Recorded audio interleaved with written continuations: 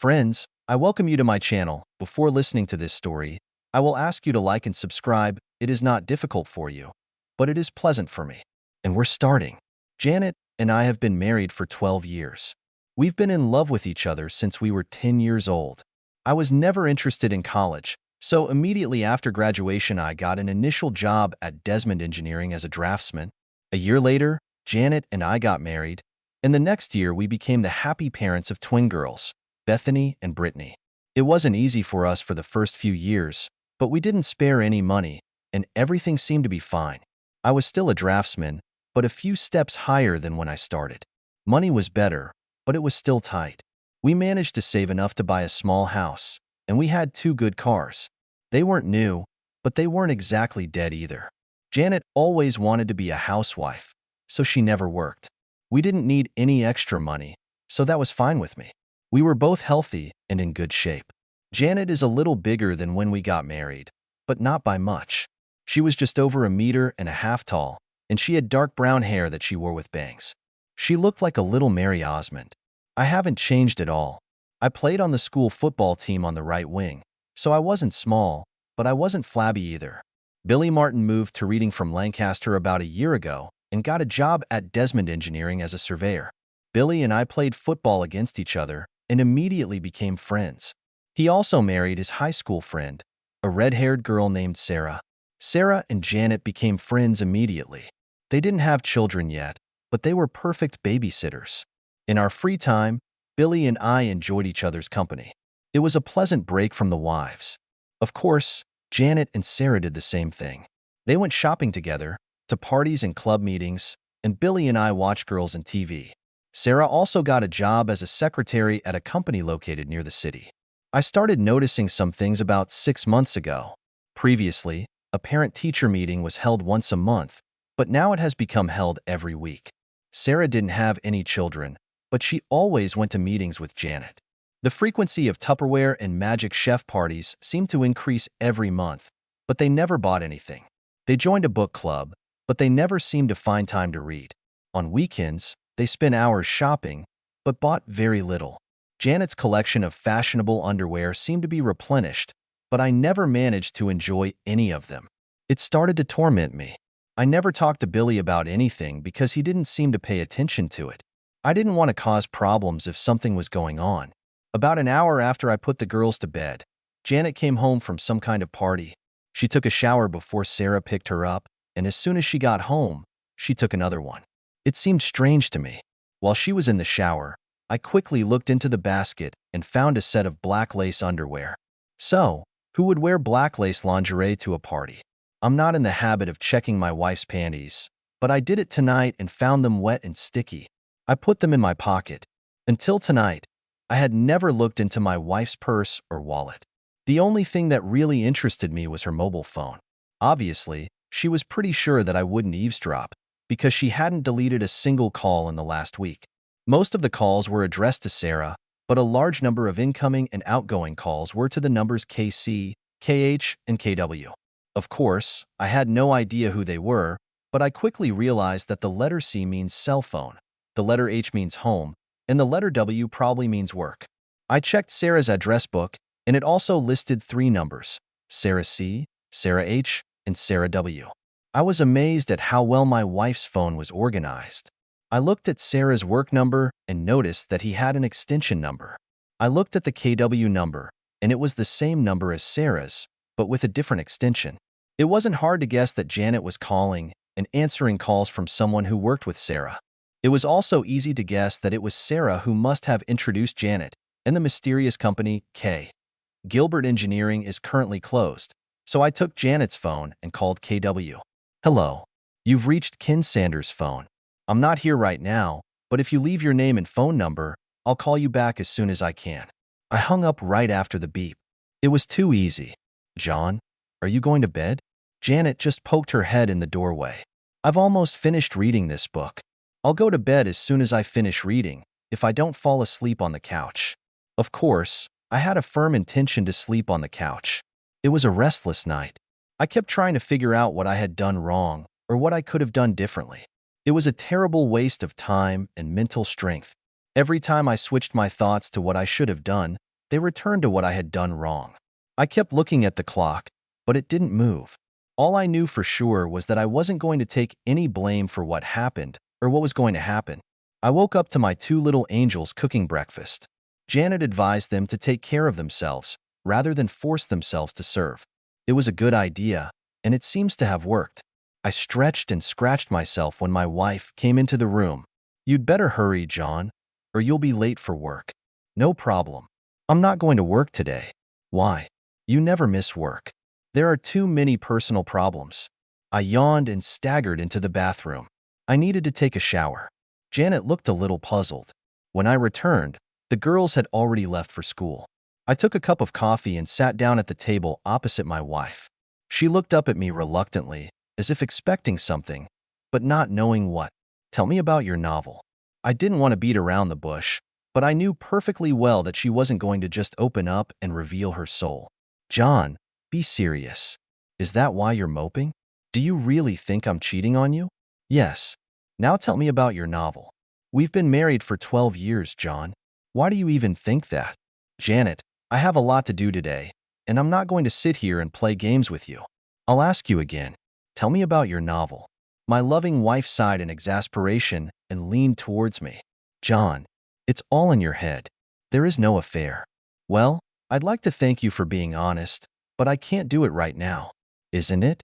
She leaned back in her chair and sipped her coffee, as if she had the situation under control. "Can you answer me a few simple questions?" "Yes, John, of course. What would you like to know?" "Why do you go to parent meetings every week when the secretary of the parent committee says that they are held only once a month, and you have not been to any of them for 6 months?" "I'm not sure what you're talking about." She was a little less confident. "You and Sarah go to non-existent parent-teacher conferences every Tuesday. Why would you lie about something like that?" Janet thought about the question for a moment and then found the answer. "I'm truly sorry, John. There was a ladies' evening at Rosie's Cantina on Tuesday, and Sarah and I were going to order a margarita for the price of 2 for 1. We didn't want you and Billy to think we were fooling around, so we didn't tell you. It was a mistake, and I apologize. From now on, we will tell you." "Nice try, Janet. You know, of course, that I'm going to check it out. I'm sure Sarah will support you. But what about the people at Rosie's?" "John, you're making more trouble out of this than you really are. When you go to your little Tupperware parties and stuff like that, why do you take a shower before you leave and another one when you get home?" She took her time again. "Many women smoke at these parties. When I come home, I want to get rid of the smell in my hair. There's nothing special about it, John. Why do you wear fancy underwear when you go to these parties? You never wear anything pretty for me, except on special occasions. Every night you spend with these housewives, you wear your best. Why?" I don't have a suitable answer to this question. I just want to feel dressed up sometimes when I go outside. I was starting to get mad at her lies. It's time to put an end to this. I was furious, and it was hard to control. "These are the panties you were wearing last night." I threw them on the table. "When you came home, your panties were wet and covered with something sticky." Janet shifted in her chair at that moment. She tried not to look at me. There didn't seem to be a quick response. "Damn it, Janet. Why did you come home last night in stained underpants?" "I want an answer." "Stop it, John. Just stop it. I can't take it anymore. We've been married for 12 years. How can you treat me like this?"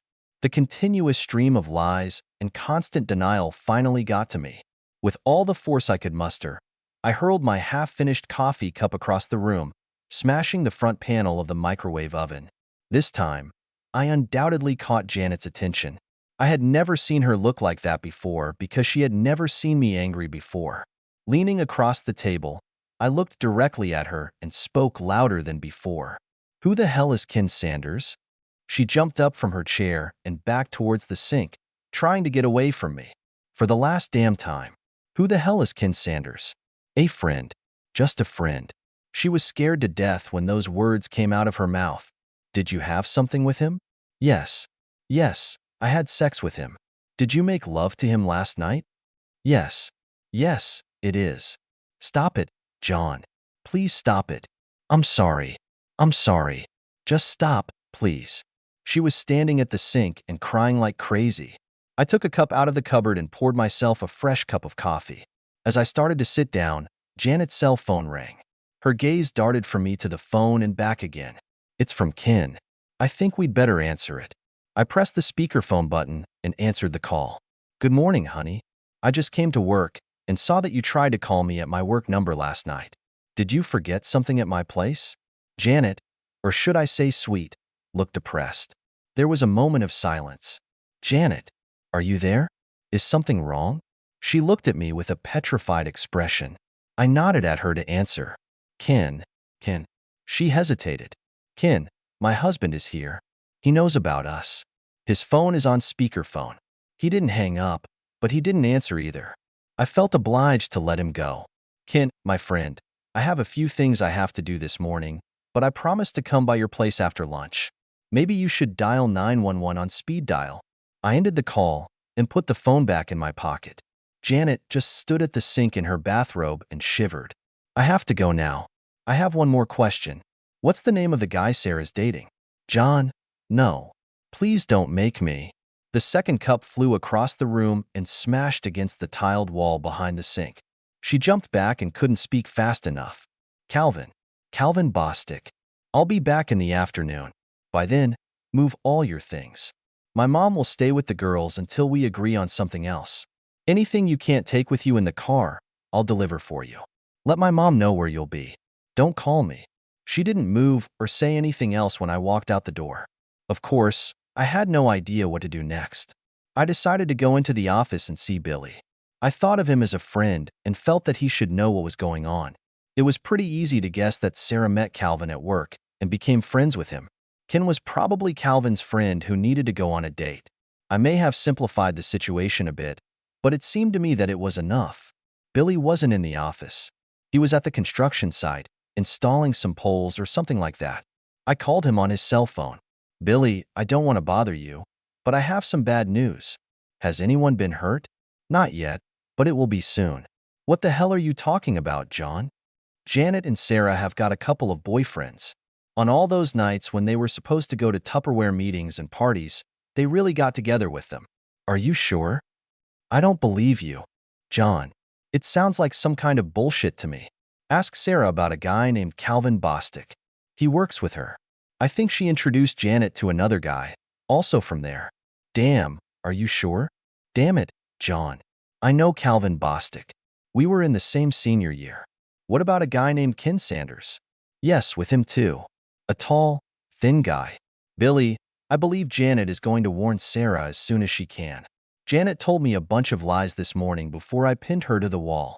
I'm sure Sarah will return the favor. Billy hung up the phone, and I went to the HR department to ask for a short vacation. I didn't want to work right now. It took only 10 minutes to transfer the work I had to another draftsman. Around this time, Janet's cell phone rang. The caller ID showed that it was Sarah. Janet, what the hell is going on? Billy just called me. He's on his way to the office. I think someone told him something. I didn't answer her. Janet, are you there? This is not a good time for games. Hi, Sarah. This is John. I had to borrow Janet's cell phone this morning. Mine's dead. What are you talking about, Sarah? What exactly did someone say to Billy? I couldn't help myself. At that moment, I felt mean and disgusting. I'm sorry, John. I thought I was calling Janet. I'll try to catch her at home. I don't think you should bother her right now. She's very busy, and she's packing her things. She doesn't have time to talk. What do you mean, packing your things? She's going to go back to her parents for a while. The pause on the other end of the line was hilarious. I smiled as I imagined all the scenarios that were running through Sarah's head. I think it would be more important for you to tell Calvin that Billy is on his way. He probably could use a head start. Oh my God. No. This can't be happening. No. She hung up the phone. That's the audacity of this woman. We only had one credit card, so it wasn't difficult to cancel it. We also had a debit card at the ATM. It took me 5 minutes to change my PIN. I had no idea what to do with the current account, so I just ignored it for now. I needed it to pay for utilities and other bills. I just hoped Janet hadn't brought any checks with her. My cell phone rang again, but this time it was mine. Billy chased Calvin Bostic and caught him in the parking lot. He was in jail and wanted me to hand him over to his brother in Lancaster to come and bail him out. I called his brother. There was nothing else I could do for Billy, so I went to Taco Bell. After lunch, I stopped by to see my mom and dad. I explained everything to them. Mom was more than willing to look after the girls for a while. They stayed with me during the week, and the twins stayed with them on weekends. Now it's time to visit Ken Sanders. The guys from the editorial department couldn't wait to tell me about Billy's visit that morning. The editorial department overlooks the parking lot, and they saw everything that was happening. Billy caught Calvin before he could get to his BMW. He threw Billy onto the hood of one of the cars and started hitting him in the face. The guards followed them and unsuccessfully tried to pull Billy away. Finally, one of them hit Billy in the neck with a taser. He was still unconscious when he was pushed into a police car. They had to take Calvin away in an ambulance. One of the guys showed me the booth where Ken Sanders worked. It was empty. Looks like old Ken quit abruptly this morning. We went to Sarah's desk and she wasn't there either, but it looked like she was still working there. 10 minutes later, I had Ken's home address and headed for the parking lot. It was a small house without a garage. There was a white Lexus parked in the driveway with the trunk and rear doors open. When I got to the door, Ken Sanders was coming out with an armful of clothes in his hands. He dropped everything and rushed back into the house as soon as he saw me. I tripped over the things he dropped and managed to see him leave through the back door as I entered. I couldn't help but laugh at his reaction. Damn it, I didn't look like Billy. I was a good guy. It was like an apartment that was rented fully furnished. That's why he didn't have a truck. 10 more minutes, and he would have finished and left town.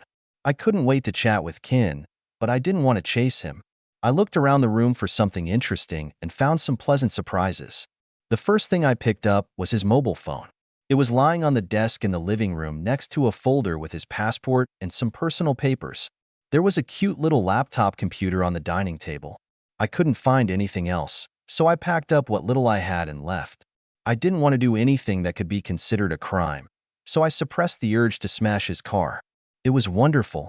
I suppose it was a crime to take things out of the house, but damn it, he left the door open and anyone could have taken them. Unable to fully control myself, I let the air out of only one of his tires. He would have had to unload the truck to get to the spare tire, and I'm sure he would have done it while looking outside for me. I'll contact him later. He got the message. I stopped by the prison to see Billy. His brother was there, and they were busy with legal matters, so I just waved at him and smiled. He seemed to have everything under control. Mom was already at home and cooking dinner. We chatted for a while, and then I took the things I took from Ken to the office where I kept my computer and stuff. Before I could see anything, Beth and Britt came home from school. I decided it would be better to tell them what was going on before they asked. I didn't have that opportunity. Hi, Dad. What is Grandma doing here? Where's Mom? Bethany beat me to it. Your mom and I decided to take a little break from each other. She's going to stay with her parents for a while. Brittany started to smile, and Beth rolled her eyes and moaned. I won. Haha. I won. I told you so. Britt was happy about something, and her sister was frowning. What's going on? What's so funny about that? Brittany volunteered to explain. Beth and I had an argument. I said that Mom was cheating on you, and she said that would never happen. Looks like I won.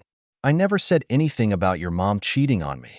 We're not stupid, Dad, and don't treat us like children. We know what's going on. I just didn't want to admit it. Britt is right. Mom is cheating on you. How did you know that? I just found out. You're a little slow, Dad, and too trusting. Britt put her arm around my shoulders. It was strange. A 12-year-old girl trying to comfort her father. One Saturday, when Mom and Sarah said they were going shopping at the King of Prussia, Mom wouldn't let Britt and me go with them. She said it's an adult shopping day, and she's coming with us later. When we got to school on Monday, a couple of the kids said they saw her with a guy in Nobles Grove. We called them liars, but one of the girls had a picture on her mobile phone. It looked pretty corny. I thought there had to be some explanation, but Britt said she was cheating on you.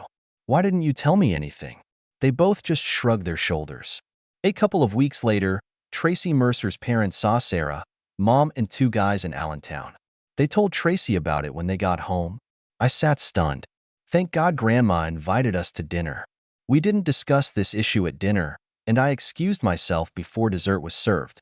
Fortunately, the twins decided to leave this topic for the rest of the evening. I felt relieved. I had just started looking through Ken's laptop when his cell phone rang. It was a text message. DK Sray 4. LYJ malfunction. Dear Ken, I'm sorry for the problems. I love Janet. I'm not the best text messaging specialist in the world. I'm actually pretty bad, but I read this message without difficulty. It came from Sarah's mobile phone, which meant that Sarah and Janet were together. I couldn't resist the temptation. Now she knew that I had Ken's cell phone. I spent the next couple of hours going through files and folders on Ken's computer. Janet and Ken did not correspond by email, but there were some interesting letters between Ken and some old friends in Lancaster. I was amazed by what I read, and I definitely didn't like it. Janet and I have been together almost all our lives, and now I realize that I never really knew her. It seemed that in less than a year she had become closer to Ken than she had been to me in almost 12 years. When I was replacing the cartridge in the printer, I noticed that I was crying. I don't usually do that. She had hurt me with her deception, and now I felt like I was pouring salt on the wounds. Maybe it's because of my tears. I printed out several emails and a dozen photos. I would have taken more photos, but I ran out of expensive paper. There were no pictures, not even anything spicy. All of them were suitable for a mixed company. Beth stuck her nose in the door and asked if she could call her mother. I didn't feel like I could refuse. My mom was with the twins when they were talking to Janet, and she heard everything. She wasn't eavesdropping, but it didn't seem like the girls were trying to hide anything. Later, Mom told me that they didn't give Janet any favors and blamed her for the whole problem. The conversation lasted less than 5 minutes. The emails were extremely interesting. Ken applied and was hired as an engineer for an alternative energy project in Spain. He was scheduled to start work in 6 weeks. Apparently, he did not notify the company of his departure. I'm sure Sarah knew, but no one else mentioned it. He had all the documents for the trip ready, except for his passport, which I had. I'm sure he could get a replacement, but he'd better hurry if he wants to make it to the departure date. I think he could always go to the police and claim that I stole it, but I didn't think he would do that. He hasn't booked a plane ticket yet.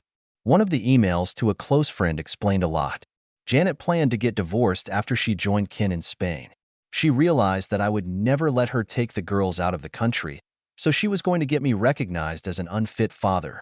The letter did not give many details about how she was going to achieve this, but indicated that it would be harsh enough to deprive me of the right to date the twins or custody. It was just mean. Ken wrote this letter, so it was all a rumor. I would have liked to hear something original from Janet describing this, but I had to make do with what I had. I have printed out several copies of this letter. Mom was falling asleep watching TV, so I sent her to our bedroom. The girls were already in bed. I fell asleep on the couch, and there were 4 empty beer bottles on the coffee table. I woke up to the smell of fresh coffee and bacon. Mom always made a delicious breakfast. The girls were finishing their cereal when I put it on the table. I had to endure a few good-natured remarks before I could start scrambling eggs. The conversation was casual until it was time to get on the bus. Girls, I'm afraid that your mother will try to separate us. She plans to declare me an unsuitable parent so that you are completely at her disposal. I have no problem with joint custody if it makes you both happy, but I will not give up my right to see you and be with you. I don't want you to have to take sides, but I want you to know what's going on. Be careful and don't listen to any lies. Dad, we're smarter than you think. Don't worry about anything. We love Mom, but we won't let her set you up or us up. Brittany smiled, and Beth gave me a thumbs up as they walked out the door. Mom filled my cup and poured herself one. Relax, John. Everything is on your side. After showering and shaving, I put on some clothes that were a little better than the ones I usually wear. When I left the house, I felt a little strange because I had 3 cell phones with me. I made a mental note to buy a charger for the cell phone that Ken gave me. I probably won't need it, but I'd rather be prepared for it. I checked in at the family support office and waited for the social worker to call me. I was embarrassed when I finally got the call because I was familiar with the woman who came to my rescue. John Terrell, I haven't seen you in over 10 years. What have you been doing? Jodie Mitchell was easy to remember. In high school, she was one of the goth girls. The goths had their own small group, and they stuck together. Most other children, especially athletes, including me, ostracized them. She looked fine now, but I will always remember her with only pink streaks in her hair, black lipstick, and dark eye makeup. The funny thing about goths is that you could never tell if they were addicted to illegal substances or witchcraft. In Jodie's opinion, it was probably neither, but you always believed in the most outrageous things. The nameplate on her desk said, J. Mitchell. So I assumed that she had never been married. 12 years ago I could have understood that, but today she looked at me. John, what can I do for you? Her question interrupted my thoughts.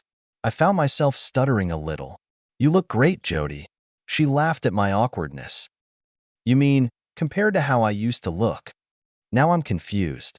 Probably, but I didn't mean to imply anything like that. Relax, John. I was halfway through college when I realized I was smart enough to look at the world the way I am, without a fake facade. I've been, as you would say, normal for almost 10 years. I'm much more comfortable with being normal than before. Damn it, but that sounds patronizing. I can hardly restrain myself from saying too much. You'll have to excuse me. Forget about it. So, why are you here? Before we start, I have to ask you a question. Do you have a file or a report on me? Anything at all? Her fingers danced over the keys like a pianist's. There's nothing here, John. You really married Janet Wilcox? Is that right? Yes. There's nothing in her name either. It looks like you two are feeding your kids, not beating them up. You have kids, right? Yes. We have 12-year-old twin girls, Bethany and Brittany. Good. Now, can we get to the problem that brought you here? Jodie, this is a little far-fetched, and I know it may seem hard to believe, but my wife is planning to leave me and wants to take the girls with her. It's not hard to believe, John. We see this all the time. Shouldn't she have a reason to do something like that? Usually, when the mother comes to us, she has documents or something else confirming the accusation. You just checked, and there's nothing there right now, right? That's right, John. But how do I know you're not setting me up? Maybe you did something, and she hasn't had time to report it yet. She may be getting medical information or police reports before coming to our office. Just because we don't show anything on our computer doesn't mean you didn't do anything. You mean I can't win? No, I'm not saying that. Why do you think she's going to do something like that? I had no intention of showing anyone the email Ken sent, but now I felt like I had no choice. I had to ask myself why I made copies if I wasn't going to give them to anyone. I handed one of them across Jodie's desk. Where did you get this? What is it? She asked. I took it off a computer that I got illegally. I know it can't be used for any legal reasons, but it's kind of proof of what's going on. The word conspiracy comes to mind, but I do not know its legal definition. I wanted to talk to you or someone in this office because I didn't know what to do. I do not know how to protect myself and my daughters from something like this, and I cannot afford to hire a lawyer. Jodie Mitchell leaned back in her chair, relaxed. I watched her without blinking. She rocked back and forth a few times and leaned towards me. Can you come back tomorrow morning? Yes. Great. Then I'll see you. May I keep a copy of this letter? I nodded yes and turned to walk out the door. It was nice to see you, John. I smiled, and she smiled back. I forgot about the goth girl and saw the new Jodie. I didn't know any lawyers, and I didn't know anyone who was familiar with lawyers, so I had to choose someone from the phone book. I knew she was planning to divorce me, but circumstances could change. I didn't want to take any chances. I wasn't sure what our financial situation would look like in the next few days or weeks, so I asked the lawyer to tell me the cost of the entire package of services in advance and paid in cash. I advised him to do it the fastest and easiest way he knew. If she wanted this house, she could have it. Due to the depreciation of the property, it cost less than the mortgage. Another thing I insisted on was at least joint custody of the twins. I would take full custody if he could do it. I would pay child support, but without alimony to my wife. Billy called me on the way to lunch. He needed a place to stay, and of course I offered to take him in. We met at Taco Bell for a gourmet lunch. When I approached, he had a silly smile on his face. I know you can't be that happy. What happened? My friend, who works at the Municipal General Hospital, told me a little about Calvin. Sarah went there to visit him. While she was there, Calvin's wife came in with 2 children. Sarah had no idea he was married. It became so chaotic that the hospital's security staff had to escort Sarah out. I went to her office to talk to her, but she was no longer there. She had quit. I think she must be at home now, but I'm not sure. Why didn't his wife live here with him? I don't know. Why didn't he go home to his wife and children for the weekend? I don't know that either. Honestly, I don't give a shit. Billy took a week off from work to get things in order. I didn't know where he was going to sleep, since my mom was staying at home too, but we decided we'd figure something out. He was going to stop by his house to pick up some clothes and personal belongings, in case Sarah wasn't there. In the end, he decided he didn't want to talk to her. I went to my insurance agent, but I didn't make it in time because my cell phone rang again. John, this is Cameron Wilcox. Could you stop by my house for a while so we can try to figure this out? Janet is desperate and her mother is not helping. Who will be there? The three of us and Janet's sister, Carla. I'm not sure what you're hoping to achieve, but I'll be there in about 20 minutes. It was a gloomy company. I took a bag of goodies with me and refused coffee. Who wants to start? John, Janet seems to think you're overreacting. She claims that you were furious and forced her to tell lies to calm you down. She claims she didn't do anything wrong, and you have no right to kick her out. I have the distinct impression that my dear wife has given a very simplified version of what happened to her parents. I can understand why she didn't want to admit her infidelity to them, but I resented the fact that she shifted the blame to me. What do you want me to do, Cameron? Did you prove that she was a liar, or did you admit that I made a mistake? I would just like to get acquainted with some facts so that we can better understand the situation. What did she tell you about her boyfriend? She claims that she didn't have a friend. She just had a drink with friends that Sarah worked with, and you misinterpreted it. Cameron, she's had over 80 phone conversations with this random acquaintance in the last month. How many times has she called you and her mother in the last month? They both looked at Janet. She was looking at her feet, not at them. Does this sound like a random friend she meets up with for a drink sometimes? Everyone was silent when I took out Ken's cell phone. Carla, can you read text messages? This message was sent by her random friend right after I kicked her out. Why don't you read it to everyone? Dear Ken, I'm sorry to bother you. I love Janet. Carla gave me back my phone. Does this look like a casual acquaintance? Janet covered her face with her hands. Cameron shook his head slowly. A couple of weeks ago, Janet and her friend Sarah told everyone that they were going shopping at the King of Prussia shopping center. The twins begged to go with them, but their mother said no. Here are some photos that were taken during this trip.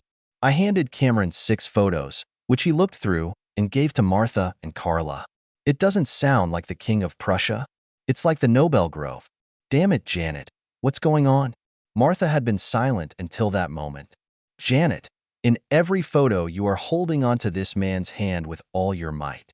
You don't do that to friends. It looks like the guy in these photos, Ken, is, I guess, much more than a friend. What were you trying to portray here? The tears flowed slowly and imperceptibly. It wasn't what she had hoped for. She hadn't expected to see the photos. Here are a few more of the same. I think 2 of them are from Olive Garden, and one looks like a Red Lobster. I have a few more. Fortunately, my loving wife is wearing all of them. I think we've seen enough, John. I'm sorry that we had to call you here because of this. Cameron seemed upset that he had been tricked. When I got up, Janet was leaving the room, sobbing like a child. We haven't been able to discuss the stains on her underwear. I don't think it was necessary at that moment. Cameron walked me to the door. John, I'm sorry that we can't fix what's been done, but I guarantee you that it won't go unnoticed. He shook my hand when I left. When I got home, Mom and Billy put a folding bed in the study. In fact, it was not an office, but just a small additional room in which I kept a computer. Billy had a stack of spare clothes in the corner that he had brought from home. Sarah was not at home when he came in. The most interesting thing that was waiting for me at home was the mail. In fact, she wasn't waiting for me, but for Janet. A beautiful official envelope from the passport department. I knew I shouldn't have opened it, but I couldn't help myself. Of course, it was a passport, but rather, it was a family passport. The photo was of Janet and 2 girls. I remembered how the girls told me that they had been photographed, but I could not imagine that it was done for such a purpose. Of course, my passport was not in the envelope. I immediately called Cameron and asked him to tell Janet that the letter had arrived. If she needed a passport, all she had to do was send Cameron home to get it. I would only give it to Cameron. Normally, I would have been at work when the mail arrived. I would never have known that she had run away. Cameron informed me that they had asked Janet to find another place to live. They had no idea where she was going to go. It looked like they were a little mad at their daughter. He promised to tell her about the passport. The dinner conversation was interesting, and mostly girls participated in it. A lady from the family support service came to our school today. Bethany said with a slight, shy smile. Would you like to tell us a little about it? Did she talk to you together or separately? With both of us at the same time. Her name was Jodie. She said that you went to high school together. We went to the same high school at the same time, but we weren't together. Britt gave me a disapproving look for being so smart. Pay attention, Dad. What did she want to talk to you about? About you. She was only talking about you. Beth and I both agreed that she likes you.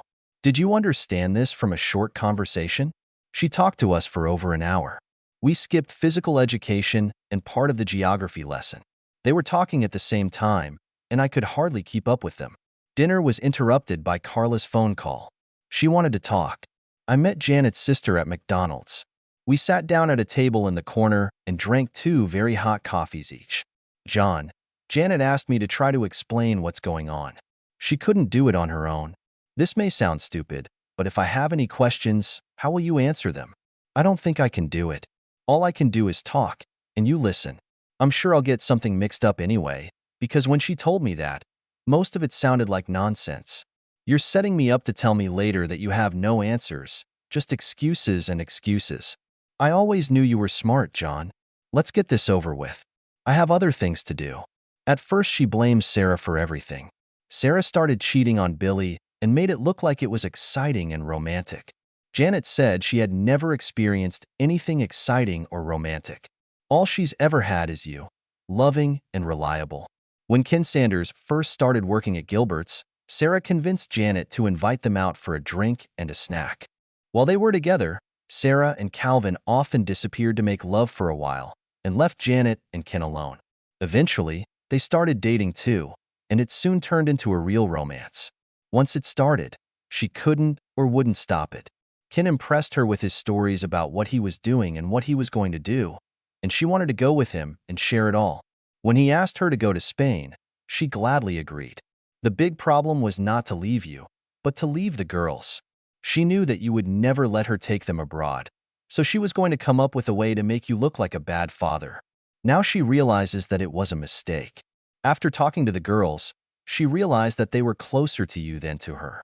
She decided she wouldn't try to take the twins if you agreed to a no-strings-attached divorce.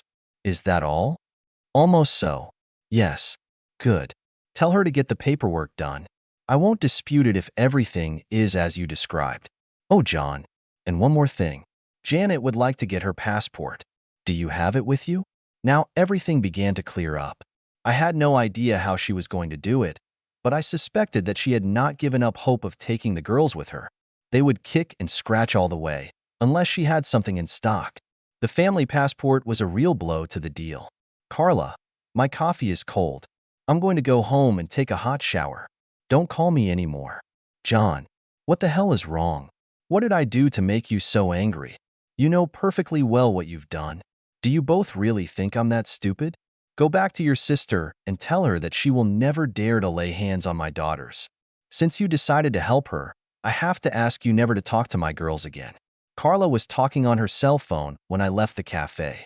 I can only guess who she was calling. I arrived at the family service office before it opened. Couldn't stay away from me, could you? Jodie walked into the office with a big smile on her face and a cup of coffee in her hand. She motioned for me to sit down and apologized for not taking more coffee. I think you know that I talked to your daughters yesterday? I nodded and smiled. For some reason, my tongue was a little slurred. I was not at ease. I remembered that the same thing happened the last time I talked to her. Since I've been with Janet my whole life, I've never had the opportunity to develop any communication skills with other women. It looks like I'm paying the price now. Is something wrong, John? Otherwise, no. I wasn't trying to be smart. I just couldn't find the words. I'm sorry, Jodie. I think I'd better leave. I can't think about all this morning. I'll call you back later.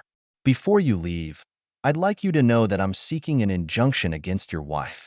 I can't stop her from seeing the girls or being with them, but I can stop her from taking them out of the state or deny you access to them. The ban will be delivered to her before noon. It made me smile broadly, but I left the office anyway. I headed to the nearest Starbucks. The coffee smelled really good there. Everything was under control until today. Now I felt depressed and confused. I drove around the city for a while and then headed home. Billy told me that Sarah had returned to her parents' house near Ephrata, so he was going to return to his apartment until he could sell it or rent it out.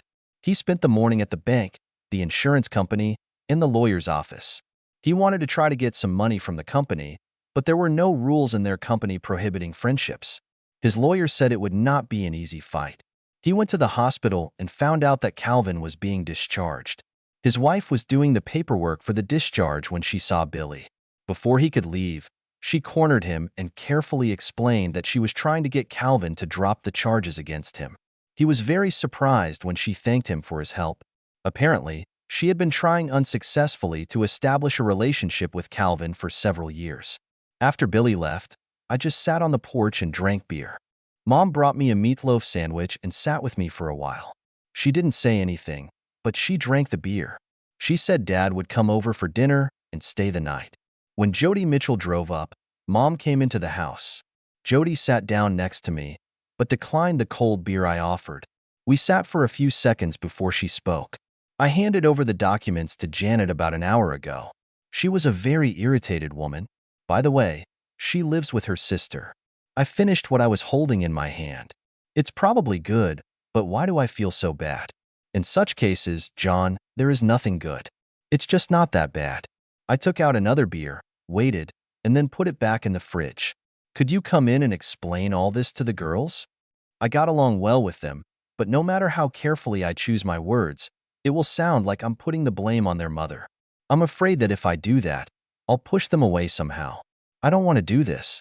How about 7 in the evening? I nodded as she got up and headed for her car. Halfway there, she stopped and looked back.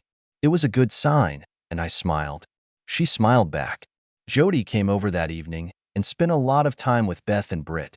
Billy and I were busy looking around his house and cleaning up everything that belonged to Sarah or reminded him of Sarah.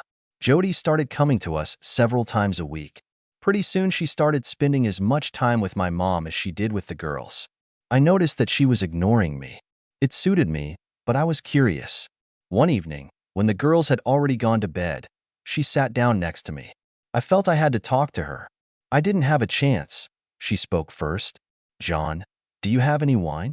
Well, sort of. My conversational skills still needed to be improved. What does this mean? I don't have anything that would be closed with a cork. I have wine, but it's all with screw caps. She seemed to find it funny. Bring me something red, please, and show me the bottle. The bottle was more like a jug, but she didn't seem to mind. I poured it, and we took a sip. Finally, I forced myself to break the ice. I think the girls get a lot of benefit from your visits. How long are you going to see them? Oh, the twins are fine. They don't need to see me. I'm going over to them to see you. I don't understand. You hardly talk to me when you're here. I thought that was what you wanted. Not really. I was just afraid that you had some rules against communicating with clients. Her soft laugh made me feel more comfortable. I'm amazed that you didn't even ask to see my tattoos. What kind of tattoos? It was obvious that she was trying to draw me into some kind of frivolous conversation to try to liberate me. It was a good plan, and I appreciated it. I have 4 of them that I made when I was in high school. 3 of them are easy to find, but one of them is more difficult. Are you going to show them to me? Or should I look for them myself? It'll be more fun if you watch it yourself, but I'll need some more wine if you're going to do it. We both laughed when I filled her glass to the brim. The hunt was much more exciting because we had to be quiet so as not to wake the girls. The 4th one was really in a very secluded place, and I admired her for a long time until she pushed me away. She left before the twins got out of bed, but I had a strange feeling that they knew what had happened. I asked my lawyer to prepare the divorce papers and send them by mail. Janet was forced to accept what I suggested, or do it on her own. She was still living with Carla when the documents were delivered. There was no response, and I didn't even get a phone call. A few more weeks have passed. Things weren't going well with my father. Mom spent more time there than at my place. Fortunately, the school year was just ending, and the girls moved in with her for the summer. By the end of the summer, Dad was moved to a nursing home. Billy and I helped Mom prepare the family home for sale, and Mom came back to me. All summer, Jodie stayed with Mom and the girls and spent 3 or 4 evenings a week with me. They went shopping and to restaurants together, and I was glad of the attention Brittany and Bethany were giving. At least I wasn't jealous of them anymore. I was sure they knew what was going on between Jodie and me.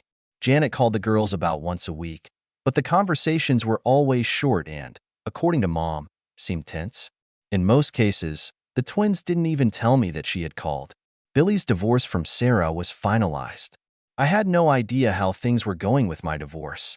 He also decided that he wanted to start his own surveying business and asked me to join him. I had some money to contribute until my mom came to the rescue. Instead of watching the money melt away, she decided that I should use it for business. I suppose she also saw it as an investment in her future. 3 months later, Billy and I had our own small surveying business. Fortunately, my drawing skills have shifted to plotting. About a week after the start of the new semester at school, the twins were visited by their mother. They thought they were going to the guidance room to see Jodie and were disappointed to see Janet. They tried their best to be polite and respectful towards her, but it still didn't work out. She told them that she loved them both and was sorry that things had turned out this way. She's going to Spain to see the windmills, and she's going to send them some postcards. She promised to call them every year on their birthday and send them amazing Christmas gifts. They said she was crying when she left. Janet never called me to tell me she was leaving, but her parents showed up at the house the following week. They apologized once again for what Janet had done, but did not try to defend her or justify her actions. Brittany and Bethany were their only granddaughters, and they wanted to be able to see them. I had no problem with their request. They said that Carla was too ashamed to come to me. She was torn between her sister and her parents. 2 months later, my divorce was finalized. Jodie and I went to the Red Lobster to celebrate. It was a rare evening without girls. They didn't seem to mind. In fact, I think they were even happy. We spent the night at the local Holiday Inn. The twins were delighted when I got home at 10 o'clock in the morning. They didn't say anything, but they were smiling from ear to ear all day. A year later, business was going great, but unfortunately, my father passed away. Mom expressed interest in moving to Florida with her sister, but did not want to leave the girls. The twins felt that Grandma should leave.